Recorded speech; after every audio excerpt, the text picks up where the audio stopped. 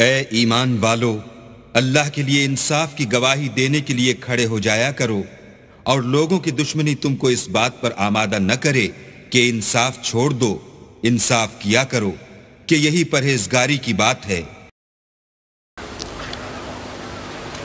یہ تو عام دردناک حالت ہے جس کو ملک پہنچ گیا ہے، اور کون سی دو نیکیاں ان کے کھاتے میں لکھی گئی ہیں جن کی یہ جزا مل رہی ہے۔ ایک وہ فیصلہ جو بھٹو صاحب کے دور میں ہوا اور جو 90 سالات اسلامی مسئلے کا حل بتایا گیا، اور جس کے متعلق کہا گیا کہ رسول اللہ صلی اللہ علیہ وسلم کے بعد پورے 1400 سال میں اسلام کی ایسی شاندار خدمت کسی نے نہیں کی جیسی بھٹو صاحب نے کر دی ہے۔ ایک یہ بڑی نیکی ہمیں ان کے کھاتے میں دکھائی دیتی ہے، جس کے نتیجے میں اللہ تعالیٰ کی طرف سے کچھ رد عمل ہونا چاہیے۔ دوسری نیکی جنرل ضیاء الحق صاحب کا وہ آرڈیننس ہے جس کے نتیجے میں ایک احمدی کی روزمرہ کی زندگی ایک جرم میں تبدیل کر دی گئی ہے۔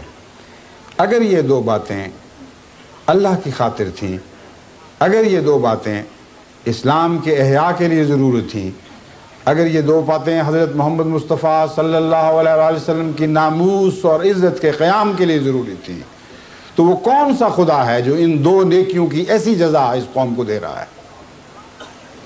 ایسے بے وفا خدا سے تو تعلق کاٹ لینا بہتر ہے، لیکن خدا کی قسم خدا بے وفا نہیں ہے۔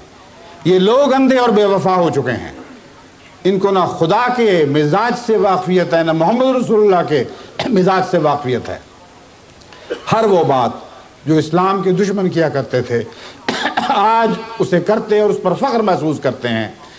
ان باتوں کی وہی سزا مقدر تھی جو سزائیں آج اس قوم کی زندگی کا حصہ بن چکی ہیں۔ بدنصیبی یہ ہے کہ آج تک ان کو پتہ نہیں کہ کیا ہو رہا ہے۔